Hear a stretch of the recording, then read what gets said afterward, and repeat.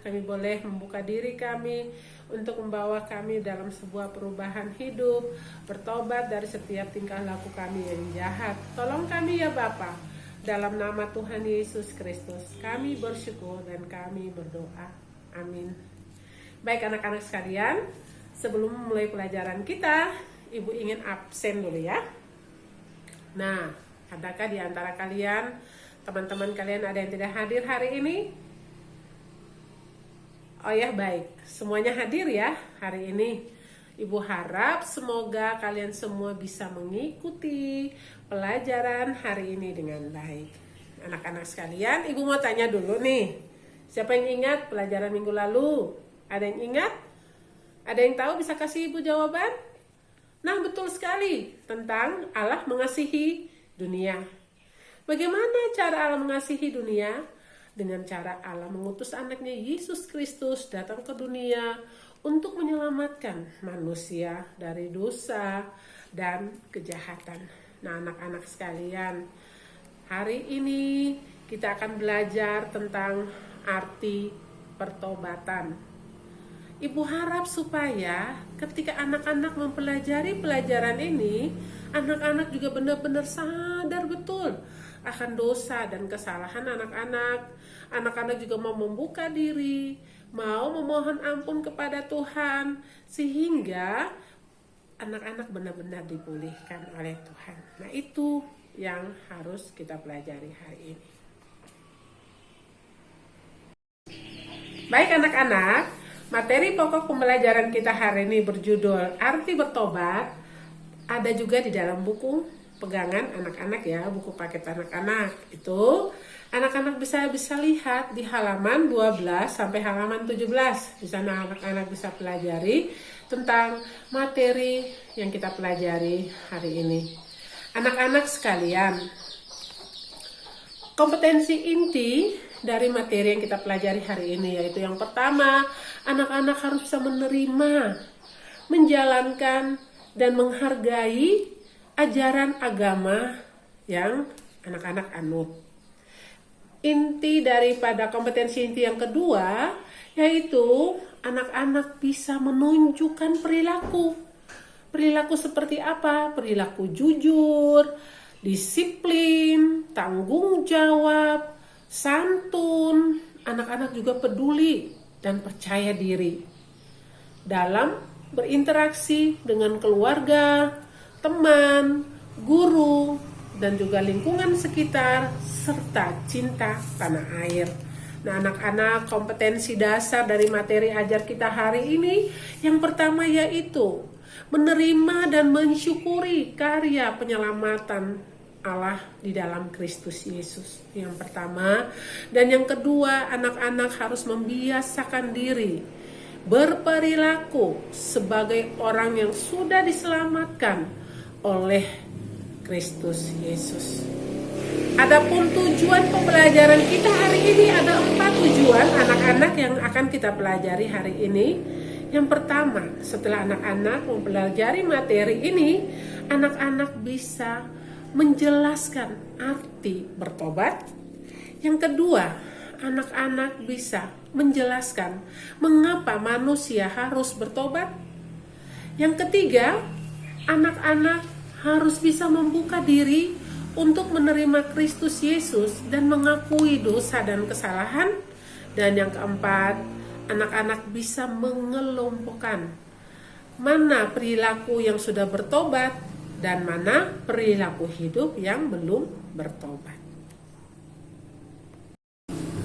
Baik anak-anak sekalian, nah mengawali materi pembelajaran kita hari ini, Ibu akan bercerita sebagaimana terdapat dalam kitab Injil Lukas pasal 15 ayat yang ke-11 hingga ayat yang ke-17. Nah anak-anak sekalian, ketika Tuhan Yesus dalam pengajarannya, banyak orang berbondong-bondong mengikuti Tuhan Yesus. Mereka ingin mendengar firman Tuhan. Di sana ketika Tuhan mengajar, Tuhan selalu menggunakan perumpamaan atau contoh supaya firman Tuhan itu bisa sampai dalam hati setiap pendengar. Nah, hari ini Ibu mau bercerita tentang seorang ayah bersama 2 orang anaknya. Yang pertama, anak yang tertua disebut namanya si sulung, dan anak yang kedua disebut si bungsu. Keluarga ini tergolong orang kaya di desa mereka. Mereka memiliki harta yang berlimpah, ya. Ada sawah yang luas, ada ternak yang banyak, sehingga banyak sekali pekerja mereka, banyak sekali orang upahan mereka. Nah, anak-anak, pada suatu hari anak yang bungsu datang bertemu dengan ayahnya. Dia katakan kepada ayahnya, "Ayah, aku sudah bosan tinggal di kampung, di desa, jauh dari keramaian. Aku ingin pergi jauh ke kota. Aku ingin merantau. Tetapi aku ingin meminta harta bagianku, supaya aku mau bawa pergi merantau jauh dari desa." Nah, anak-anak, sebenarnya papanya sangat sedih mendengar apa permintaan dari anaknya. Tetapi ayahnya mau membagikan hartanya kepada anaknya yang sulung dan anaknya yang bungsu. Nah, zaman dulu orang Yahudi, walaupun papa mamanya masih hidup, hartanya, warisannya boleh dibagi-bagi. Tapi kalau orang Indonesia tidak, ya, kecuali sudah meninggal orang tuanya, baru warisannya dibagi-bagi. Nah, setelah dibagi warisannya, apa yang terjadi, anak-anak? Beberapa hari kemudian si bungsu menjual semua hartanya. Entah sawahnya berapa bidang, entah ternaknya berapa banyak, dijual semuanya. Setelah itu tentu dia memiliki banyak uang, ya. Setelah dia menerima uang hasil jualannya, dia langsung pergi ke kota. Nah, ini gambarnya nih, ya. Di kota, pemuda ini, si bungsu ini hidup berfoya-foya. Dia menghambur-hamburkan uangnya dan melakukan segala macam kejahatan dilakukannya. Sampai pada suatu hari dia kehabisan uangnya. Nah, anak-anak, di kota tempat dia tinggal pun terjadi kelaparan yang hebat. Semua orang kelaparan. Nah, setelah dia sudah tidak memiliki uang lagi, apa yang terjadi? Semua teman-temannya menjauhinya. Mereka tidak mau bersahabat dengannya lagi karena dia tidak memiliki uang. Dia sangat lapar sekali. Lalu dia mencari pekerjaan. Dia melamar ke sana ke sini, tidak ada yang mau menerima dia sebagai pekerjanya. Tetapi akhirnya ada satu tempat. Ketika dia pergi melamar, yang punya juragan babi itu bilang, "Oh iya, boleh, kamu boleh bekerja, tapi bekerja di ladang, ya. Di sana ada kandang babi, kamu kasih makan babiku di sana."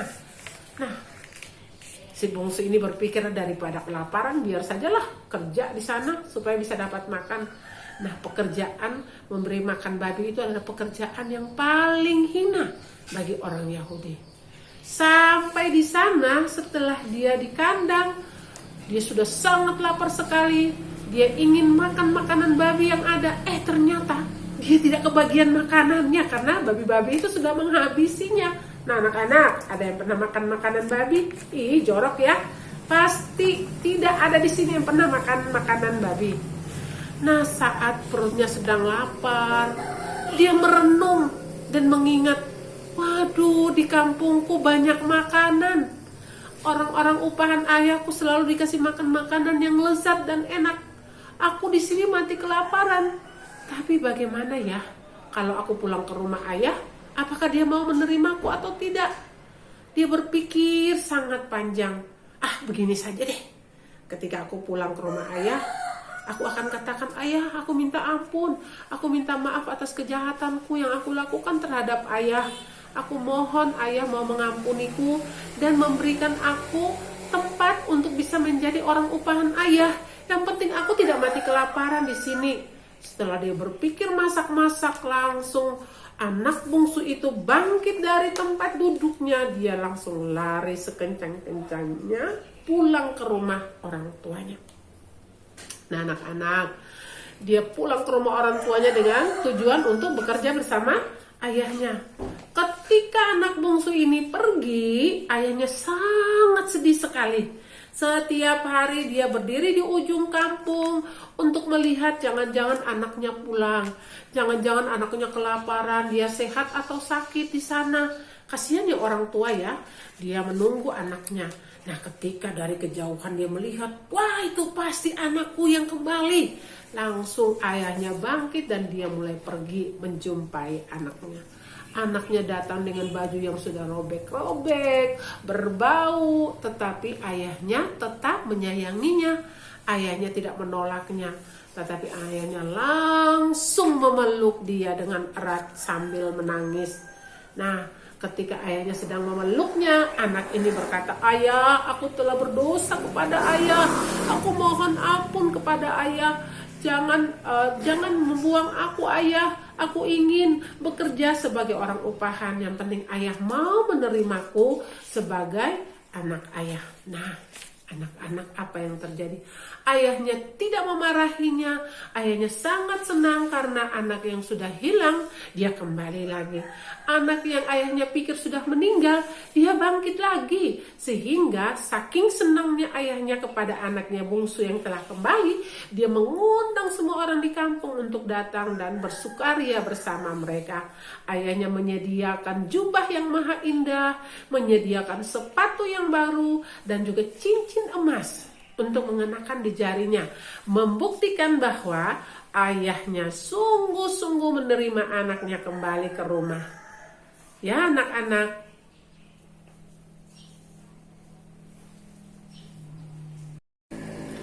baik anak-anak, dari cerita tadi tentang kisah anak yang hilang, si bungsu dengan sikapnya sadar akan perbuatannya dan kembali ke rumah ayahnya. Ibu mau bertanya, apa arti bertobat? Ada yang bisa menjawab? Boleh angkat tangannya. Ya, bertobat artinya menyesali perbuatannya dan mengakui kesalahannya, lalu tidak melakukannya lagi. Kata bertobat atau pertobatan berasal dari bahasa Yunani, yaitu metanoia. Metanoia artinya perubahan pikiran disertai dengan penyesalan.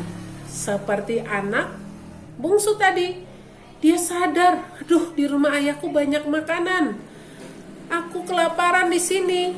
Lebih baik aku pulang mengakui kesalahanku dan mau meminta kepada ayah supaya bisa menerimaku di rumahnya kembali, walaupun jadi orang upahan. Anak-anak, kalau orang upahan itu kadang dibayar gajinya, kadang tidak. Tapi satu hal, anak bungsu ini sadar akan kesalahannya dan mau pulang ke rumah. Itulah yang dikatakan bertobat. Ada suatu perubahan hidup yang terjadi. Anak-anak, yang namanya pertobatan dibagi dalam 3 kategori sikap. Yang pertama, pikiran dulu, sadar, oh saya sudah salah. Yang kedua, kehendak untuk mau melakukannya. Saya salah, saya mengucapkan kata kotor. Saya salah, saya berbohong. Saya harus berubah. Dan yang ketiga, tindakan, berarti tidak mau melakukannya lagi.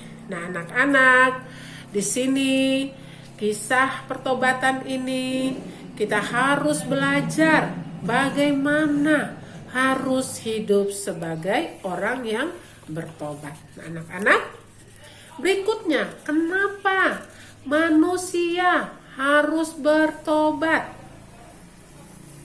Kenapa manusia harus bertobat? Manusia harus bertobat karena kalau tidak bertobat, kehilangan kemuliaan Allah. Roma pasal 3 ayat 10 mengatakan semua orang telah berdosa, tidak ada terkecuali. Entah itu bayi, anak-anak, orang muda, orang dewasa, orang tua, semuanya sudah berdosa. Butuh pertobatan dan keselamatan. Nah, kalau tidak bertobat, maka tidak selamat. Penyelamatan, anugerah keselamatan itu datang dari siapa? Datang dari Yesus Kristus. Ketika kita mau membuka diri kita, mengaku dosa kita di hadapannya, dan menerima Kristus sebagai Tuhan dan Juru Selamat, maka kita sudah diampuni dosa kita dan kita diselamatkan. Nah, anak-anak, setelah kita bertobat, mengaku dosa dan kesalahan kita, yang berikutnya, yang ketiga adalah apa? Perubahan hidup. Perubahan hidup itu harus nampak dalam kehidupan orang yang sudah bertobat. Contohnya, perubahan hidup seperti apa? Perubahan hidup yang tadinya suka ngomong kasar, ya, suka berkata-kata kotor. Setelah dia bertobat, dia tidak mengucapkan kata-kata kasar lagi, tapi kata-kata yang santun, yang sopan, mengucapkan kata-kata yang baik. Perubahan hidup yang kedua lagi apa? Yang dulunya suka mencuri. Setelah dia bertobat, dia tidak lagi mencuri. Itulah yang namanya perubahan hidup. Yang ketiga, masih banyak contoh-contoh lagi yang suka melawan orang tua. Nah, anak-anak yang suka melawan orang tua, setelah mendengar cerita ini harus bertobat, berubah, tidak melawan orang tua lagi. Yang suka berbohong, dia berkata jujur. Yang suka menyontek, dia harus belajar dengan sungguh-sungguh supaya ulangannya nilainya murni, tidak menyontek lagi. Inilah yang dikatakan arti dalam pertobatan. Harus mengerti, harus benar-benar sadar dan mau bertindak, berubah, maka Tuhan akan memulihkan hidup kita dan menolong kita.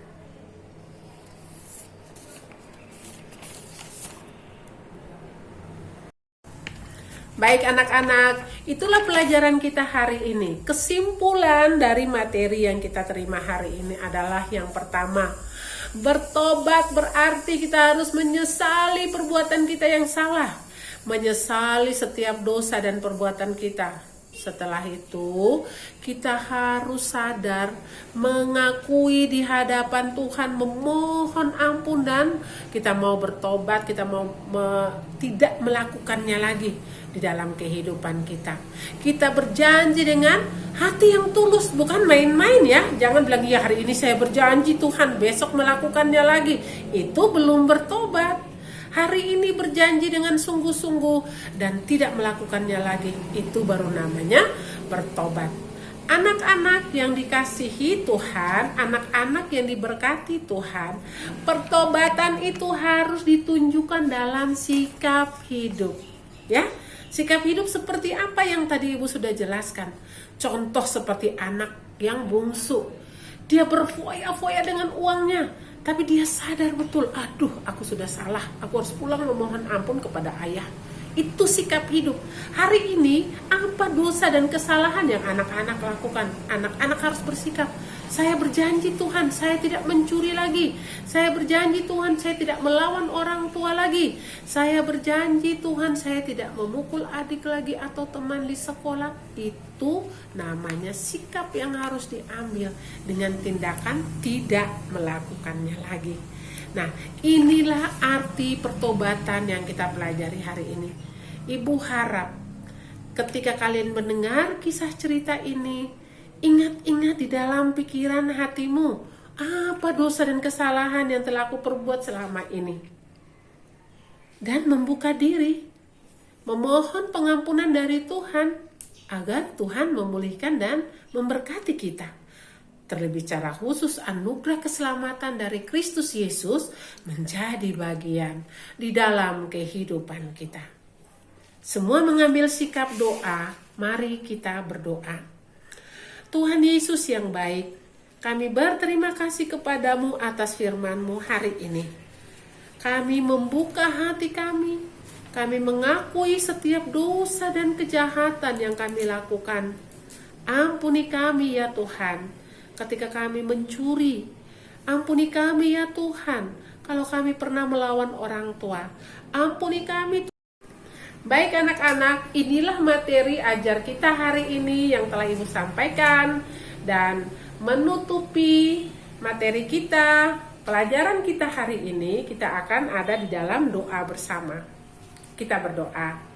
Tuhan Yesus yang baik, kami bersyukur kepadamu untuk pelajaran hari ini, menyadarkan kepada kami bahwa kami harus bertobat.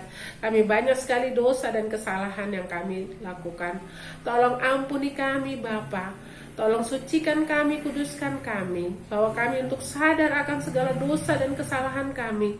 Kami mengakui di hadapan-Mu dan mau bertobat, sehingga Tuhan boleh memulihkan kami. Dan biarlah buah dari pertobatan itu kami boleh menunjukkan dalam sikap hidup kami yang baik dan benar sesuai dengan kehendak Tuhan di dalam kehidupan kami. Ini doa kami Bapa dalam nama Tuhan Yesus Kristus. Kami bersyukur dan kami berdoa. Amin.